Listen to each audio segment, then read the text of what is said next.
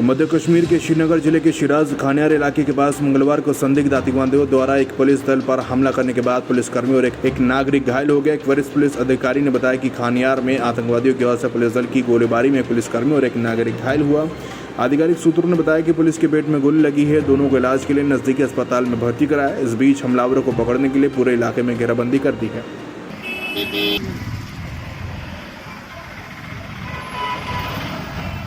वहीं सांबा सुरक्षा बलों ने 3 संदिग्ध व्यक्तियों को देखने के बाद इस्माइलपुर बड़ी ब्राह्मण सांबा में तलाशी अभियान शुरू किया, जिसमें जम्मू पुलिस को अभी तक कोई सुराग नहीं हासिल हुआ। सभी पुलिस नाकों पर हाई अलर्ट किया गया। जी हाँ, ये एक इनपुट मिला था कि कुछ 3 लोगों की सस्पिशियस मूवमेंट यहाँ देखी गई है, तो इमीडिएटली ये न्यूज़ सभी फॉर्मेशंस के साथ सीनियर ऑफिसर्स के साथ भी शेयर की गई।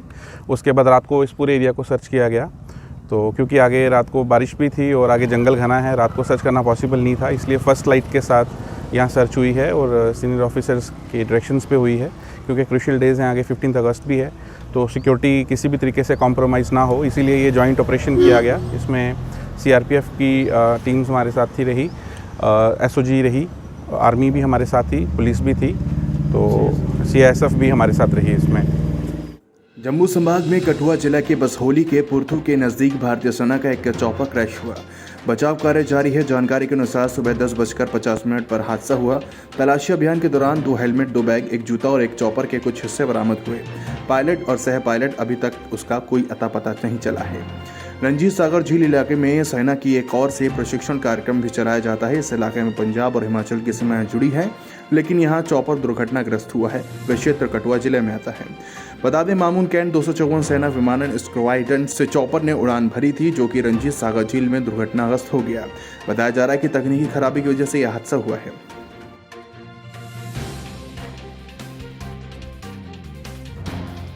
मुताहिदा मजलिस उलेमा और जम्मू कश्मीर के प्रिंसिपल लॉ बोर्ड ने श्रीनगर में संयुक्त प्रेस कॉन्फ्रेंस की। मौलाना मीरवाइज उमर फारूक को सभी राजनीतिक कैदियों के साथ रिहा करने की मांग की। हमने ये मुत्तफ़िक़ा तौर पे एक करारदाद के ज़रिए ये मुतालबा किया, न सिर्फ मीरवाइज़ कश्मीर मौलवी उमर फ़ारूक को रिहा किया जाए, बल्कि कश्मीर के जितने भी तमाम महबूसीन हैं बाहर की जेलों में 5 अगस्त 2019 से जो महबूस है, बंद है, मुक़य्यद है, उनको फ़ौरी तौर पर रिहा किया जाए। हनीफी नर्सिंग कॉलेज मजबग सोपोर में छात्रों का विरोध देखने को मिला। प्रवेश अधिकारियों पर मेरे और मेरी बहन के साथ दुर्व्यवहार का आरोप लगाया गया। छात्र ने आरोप लगाया, प्रवेश अधिकारियों ने मुझे धमकी भी दी है। और जब मीडिया कर्मी ने प्रिंसिपल हनीफी नर्सिंग कॉलेज सोपोर से संपर्क करने की कोशिश की, तो उन्होंने senior reporter, online Hindustan news संवाददाता सोपोर श्री यासीन नजर और अन्य वरिष्ठ रिपोर्टर के साथ दुर्व्यवहार किया। ऐसे में सवाल ये उठता है कि आखिर मीडिया के चौथे स्तंभ को हिलाने की कोशिश जो यहाँ पर की जा रही है, वो अपने आप में कहीं ना कहीं सवाल जरूर खड़े करती है। और ये जब मैं आया यहाँ पे आज, तो ये बोल रहे हैं कि आज 7 महीने के बाद बोल रहे हैं कि आपके रजिस्ट्रेशन नहीं है सर। हम अंदर गए प्रिंसिपल मैम के पास, बोल रहे हैं कि आप एप्लीकेशन लिखो। मैंने बोला कि मैम एप्लीकेशन में क्या लिखना है? बोल रहे हैं कि एप्लीकेशन में लिखो कि मुझे रजिस्ट्रेशन कैंसिल करो, मुझे एडमिशन कैंसिल करवाओ, कि मुझे फी रिफंड चाहिए। मैंने कहा मैम, जब मैं बोलता ही नहीं हूँ, जब मैं बोलता ही नहीं हूँ, तो मैं एडमिशन क्यों कैंसिल करवाऊंगा? तो मतलब कि आपको जबरदस्ती कहा जा रहा है कि आप एडमिशन कैंसिल? जी सर, जबरदस्ती कहा जा रहा है कि आप एडमिशन कैंसिल करें। गरीब बन जाए। और सर ये कह रहे हैं कि गरीब लोगों को यहाँ पे जगह नहीं है, जो फी नहीं दे सकता है। ये किसने कहा आपको कि गरीब लोगों की जगह? जो प्रिंसिपल मैम है, जो एडमिनिस्ट्रेशन है, उन्होंने कहा सर। मैंने कहा उनको सर कि हम एज पर यूजीसी रूल जो है ड्यू टू कोविड-19 के, उन्होंने कहा कि फी इंस्टॉलमेंट में देना है। कि उन्होंने कहा कि नहीं, हम वहाँ पे एक टाइम फी लेते हैं। मैंने कहा सर ये कोई रूल नहीं है। रूल ये है कि एग्जाम से पहले हमें फी खत्म करना है, फी भरना है आपको। सर अब आपकी डिमांड क्या है? सर मेरी डिमांड ये है कि मेरे साथ जस्टिस हो जाए सर, मेरा एडमिशन कंटिन्यू हो जाए। तो सर ये कि यहाँ पे भी रजिस्ट्रेशन में भी जो आपकी जो बैलेंस है लगभग 40,000 रुपए, वो आपने पे किया हुआ है कि नहीं? नहीं सर, अभी नहीं किया। मैं वहाँ उससे पहले मैं आया, मेरे पास 20,000 थे कैश, और जो लेबर फार्म था, मेरा बाप एक मजदूर है, मैंने लेबर डिपार्टमेंट से कहा कि मुझे कुछ पैसे चाहिए। उन्होंने कहा कि आप आओ। मैंने कहा कि बोनाफाइड लाओ। मेरे पास 20,000। मैंने कहा सर को कि आओ, ये 20,000 ले लो और अपना अकाउंट मुझे दे दो। मैं इस लेबर फार्म पे वो आपका अकाउंट नंबर डालूंगा, और जब वो 20,000 आएंगे वो आपके अकाउंट में आएंगे, और मुझे ये स्टे बोनाफाइड। सर उन्होंने बोला कि आपके रजिस्ट्रेशन का है, हम आपको बोनाफाइड क्यों देंगे? आप यहाँ के कॉलेज के स्टूडेंट नहीं है। जिला विकास आयुक्त बशीर उल हक चौधरी ने यहां 75वें स्वतंत्रता दिवस 2021 की व्यवस्थाओं की समीक्षा के लिए जिलाधिकारी और सुरक्षा एजेंसियों के प्रतिनिधियों की बैठक की अध्यक्षता की। बैठक में बताया कि मुख्य समारोह जिला पुलिस लाइन में होगी, जबकि इसी तरह समारोह पुलिस लाइन, अवंतीपोरा और सभी तहसील मुख्यालयों में होंगे। ये भी बताया कि जेकेपी, सीआरपीएफ, होमगार्ड की टुकड़ी, सरकारी और निजी स्कूलों के छात्र मार्च पास्ट परेड में भाग लेंगे। आपके ऊपर है जो विदाउट फेल आपको परफॉर्म करनी है, उसमें किसी भी ऑफिसर से मेन चीज है। नौशहरा में additional deputy commissioner Sukhdev Singh Samyal की अध्यक्षता में 75वें स्वतंत्रता दिवस समारोह का व्यवस्था पर चर्चा की गई, जिसमें सभी विभागों के अधिकारियों के साथ बैठक की और जरूरी दिशा निर्देश दिए। इस बार आज़ादी का अमृत महोत्सव का नाम दिया गया और एक ही संदेश था कि जो फ्लैग होस्टिंग होगी वो पंचायतों में भी होगी, इंस्टीट्यूशंस में भी होगी, पूरे ऑफिस में भी होगी और हेडक्वार्टर्स पे भी होगी। और इसके साथ साथ ही कोविड का जो SOP प्रोटोकॉल है उसको भी मेंटेन किया जाएगा। SSM कॉलेज विध्वंस संस्थापक ट्रस्टी दिल अफरोज ने सरकार से संपत्ति को न गिराने की अपील की। आज 92 बटालियन केओस केंद्रीय रिजर्व पुलिस बल ने सरकार में पुलिस पोस्ट फैडरपोरा, बारामूला, PS फैडरपोरा के आसपास क्षेत्र में एक मुफ्त चिकित्सा शिविर का आयोजन किया। सिविक एक्शन प्रोग्राम के तहत मिडिल स्कूल फैडरपोरा बच्चों, महिलाओं, बुजुर्गों समेत 250 से ज्यादा मरीजों का इलाज कर उन्हें दवाएं दी गई। लोगों से मेरी ये गुजारिश रहेगी कि बदले हुए हालात में आप समय का फ़ायदा उठाएं। सरकार, प्रशासन सभी आपके साथ है। हर भरपूर कोशिश कर रही है कि आपको बेहतर से बेहतर सुविधा दें, या सिक्योरिटी फोर्सेस के तहत के द्वारा हो या सरकार अपने द्वारा कर रही हो। ऐसे हालात में आप बेहतर से बेहतर लोगों के साथ कोऑपरेट करें, सरकार के साथ कोऑपरेट करें, सिक्योरिटी फोर्सेस के साथ कोऑपरेट करें। नगर परिषद अवंतीपोरा में गैर सरकारी संगठन कश्मीर यूनाइटेड बिजबेहरा द्वारा नशा मुक्ति विरोधी युवा कार्यक्रम का आयोजन किया जाएगा, जिसमें कई युवा इस कार्यक्रम में शरीक होंगे। इस कार्यक्रम में प्रतिभागियों ने कहा, हम ड्रग्स को कैसे रोकेंगे। इस कार्यक्रम में मुख्य अतिथि गुलाम कादरी, खुर्शीद अहमद, बशीर अहमद डार, अदनान शफी, लियाकत हुसैन थे। हमारे रास्तों का कुछ न कुछ किया जाए, हमारे कोठों का कुछ न कुछ किया जाए। हमारे यहाँ ATM सहूलियत दस्तियाब नहीं है, टावर की सहूलियत यहाँ नहीं है।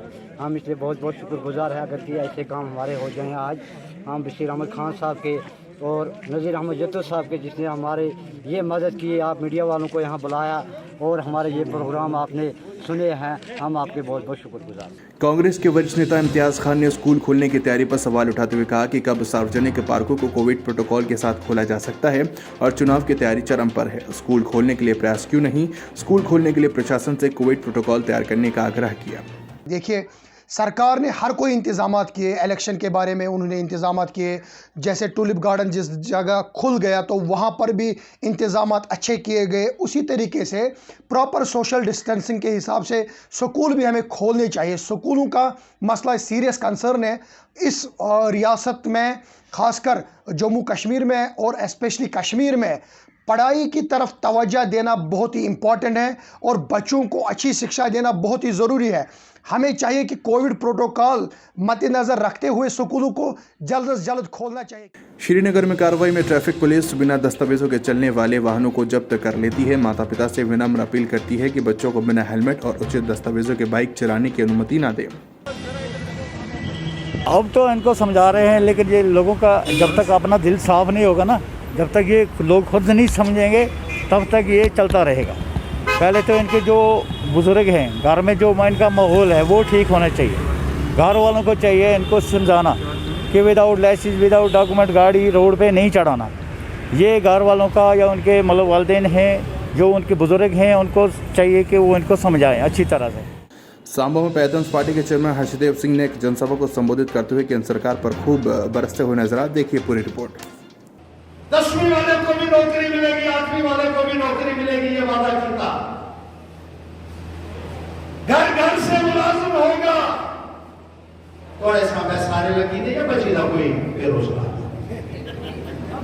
लकीरे उन्हें सारे तागा 5 बारी जीती हो। आज क्या पूछने का अधिकार नहीं है किसी जिला कने गल करो, कहते महाराज ये राष्ट्र विरोधी है। सफरा भी प्रोटेस्ट एग्निस्टर ट्रैक्टर के मालिक के स्थानीय लोगों का कहना है कि गांधरबल जिले में तहसील गुंड के सुरफरा क्षेत्र के किरचिगाड नाले से ट्रैक्टर मालिक अवैध रूप से पत्थर निकालते हैं। उन्होंने कहा कि बाढ़ विभाग गहरी नींद में है, वे नहीं आते, इससे हमारे क्षेत्र में बाढ़ का मेला लगता है। इस क्षेत्र के लोग एसडीएम कंगन और डीसी गांधरबल से अनुरोध करते हैं कि इस मामले को देखें, क्योंकि हम दूर दराज के इलाके में रह रहे हैं। नाला सिंध से पत्थरों की इस अवैध निकासी को देखने के लिए यहाँ कोई नहीं आता। नाला की खुदाई करते हैं, पत्थर भरते हैं और बाजरी भरते हैं, लेके क्रशर वालों के पास बिक्री करते हैं। ना इसमें कोई पाबंदी लगाई है ट्रैक्टरों पर, ना बाजरी उठाने पर, ना पत्थरों पर पाबंदी नहीं लगाई है। हमने फरियाद की है, पुलिस तक, एसडीएम साहब तक भी ये फरियाद पहुँचाते हैं। लिहाजा बराए मेहरबानी करके ट्रैक्टरों को बंद करना, नाले को खुदाई नहीं करनी होनी चाहिए और दोनों साइड से बंद होनी चाहिए, या इस तमाम दोनों बस्तियों को उजाड़ा दे, ट्रैक्टर वालों को खुला करें। बिल्कुल ठीक है कि नहीं? ये हमारी फरियाद है। मीडिया वालों का शुक्रिया मैं अदा करता हूँ कि ये मेरी फरियाद वहाँ आगे पहुँचाएं ताकि वो लोग हमारी इस मुसीबत में हल करें। आज नगर परिषद अनंतनाग के अध्यक्ष हिलाल अहमद शाह ने अनंतनाग शहर के युवाओं के साथ परिचयात्मक बैठक की। बैठक के दौरान राष्ट्रपति ने बताया कि मिशन यूथ तो सभी युवाओं को उनकी शारीरिक, बौद्धिक और भावनात्मक क्षमता, कौशल, प्रतिभा, ताकत, क्षमताओं को विकसित करने में निरंतर समर्थन प्रदान करना चाहता है, ताकि उन्हें असाधारण नेतृत्व कौशल और समुदाय के प्रति समर्पण की भावना विकसित करने में सक्षम बनाया जा सके। सर्वे सभी उपस्थित लोगों के कार्यक्रम के उद्देश्य, स्वयंसेवी समूह की भूमिका, प्रोत्साहन और अन्य पहलुओं के बारे में जानकारी दी गई। इस प्रोग्राम का ऑब्जेक्टिव जो है, इन यूथ्स को एंगेज किया जाए, ग्रूम किया जाए और जितने भी ये बच्चे हैं इनको एम्पावर किया जाए। उसी ज़िम्मन में आज ये यहाँ पर town hall municipal council Anantnag में जो भी हमने सारे काउंसलर जितने भी 25 वार्ड के 25 वार्ड से उनसे जो भी हायर एजुकेशन रखने वाले, इसमें जब हमने इंट्रोडक्शन की, हमने देखा कुछ लोग पीएचडी कर रहे हैं, कुछ लोगों ने एमबीए किया हुआ है, कुछ लोगों ने एमसीए किया हुआ है, कुछ इंजीनियरिंग कर रहे हैं, कुछ लोगों ने बिजनेस मैनेजमेंट में डिग्री हासिल की हुई है। तो एक अच्छा लॉट यूथ इसका सामने आया हुआ है और जिन्होंने बड़ी खुशी जाहिर की कि गवर्नमेंट का जो ये इनिशिएटिव है इसको बड़ा अप्रिशिएट किया। और मेरा मानना ये है कि इससे आने वाले वक्त में जो ये काम करेंगे, इसमें काफ़ी डेवलपमेंट साइड से या बाकी डिज़ास्टर साइड से, जितने भी साइड से है, ये गवर्नमेंट के साथ जो इन्होंने यहाँ पर खुद भी कहा शाना बशाना काम करेंगे। मुझे लगता है मैं यहाँ पे ऑनरेबल लेफ्टिनेंट गवर्नर साहब का शुक्रिया अदा करना चाहता हूँ अपनी तरफ से, अपनी इलेक्टेड बॉडी की तरफ से, इस शहर के लोगों की तरफ से, कि जो इन्होंने ये एक बहुत ही अच्छा इक़दामात का इनेकाद किया। वार्षिक खेल कैलेंडर के हिस्से के रूप में युवा सेवा और खेल विभाग लंगेट जोन ने सेना शिविर के समन्वय में लंगटे के बडगुंड तलवारी रोड पर 2.5 किलोमीटर की वार्षिक रोड रेस का आयोजन किया, जिसमें कि 13 से 19 वर्ष की आयु के कुल 160 स्थानीय छात्रों ने भाग लिया। लैगेंड जोन के तहत 40 विभिन्न स्कूलों से 3 आयु वर्ग श्रेणियां 14 से 16 और 17 से 19 से कम में सक्रिय के रूप में भाग लिया, जिसके बाद पुरस्कार वितरण भी किया गया। क्योंकि यूथ कहाँ जा सकता है, क्योंकि ज़्यादातर आज सुसाइड राइज हो रहा है। इसकी रीजनिंग क्या है? गवर्नमेंट इसकी तरफ तवज्जो क्यों नहीं दे रहा है? क्लास रूट पे इनको जाके देखना चाहिए इसकी रीजनिंग क्या है, कहाँ पे है, फैमिली इशू है या डिप्रेशन किस चीज़ का है, ये मेन चीज़ है। यूथ के लिए मैं एक मैसेज देना चाहता हूँ, क्योंकि हमारी एक एनजीओ है कश्मीर यूनाइटेड, मैंने ये इसी के लिए खुलाई है, क्योंकि यूथ इसके साथ मिल जाए, ज्वाइन हो जाए, क्योंकि हम एक विंग बनाएंगे कश्मीर यूनाइटेड। क्योंकि ये जितना हम स्ट्रांग होंगे, हम यूथ के लिए कुछ कर सकते हैं। जितना हम स्ट्रांग नहीं हो सकते, हमको कोई बात आगे नहीं पहुंचा सकते। पहले दूसरे एनजीओ में काम करते थे, क्योंकि अब मैंने अपनी एनजीओ बनाई है कि कश्मीर यूनाइटेड। यूथ इसके साथ जुड़ जाए और अपने मसाइल आगे लाए, हम उनके मसाइल गवर्नमेंट तक पहुँचाए। रीजनिंग यूथ का मसला क्या है, और अनएम्प्लॉयड बढ़ता जा रहा है, यही रीजनिंग है। जीडीसी उतरसू अनंतनाग द्वारा इमदाद यूथ फाउंडेशन देथू के सहयोग से 2 अगस्त 2021 को एक विशाल दिन भर का स्वच्छता अभियान सह पर्यावरण जागरूकता कार्यक्रम आयोजित किया गया। इमदाद यूथ फाउंडेशन ने अपने आसपास के क्षेत्र में स्वच्छता बनाए रखने के संबंध में जिला अनंतनाग के जीडीसी उत्सरों के सहयोग से विशाल स्वच्छता व सह जागरूकता रैली का आयोजन किया। इस अभियान में बड़ी संख्या में प्रतिभागियों ने भाग लिया, जिन्होंने ठोस कचरा, polythene bag, plastic, junk food, wrapper आदि एकत्रित किए और उक्त कॉलेज को फाउंडेशन के वरिष्ठ शिक्षक सदस्यों के सहयोग से उक्त कचरे का उचित निपटान सुनिश्चित किया गया। हमने आज क्लीनलीनेस ड्राइव स्टार्ट की है इन अवर कॉलेज, और हमारे साथ जो है इमदाद फाउंडेशन भी है जो हमारा साथ दे रहा है। तो इस क्लीनलीनेस ड्राइव का ही मोटिव है कि हम अपने कॉलेज को साफ रखें, न कि सिर्फ अपने कॉलेज को बल्कि अपने घर को भी साफ रखें, अपने इर्द गिर्द जो है सब कुछ साफ रखें।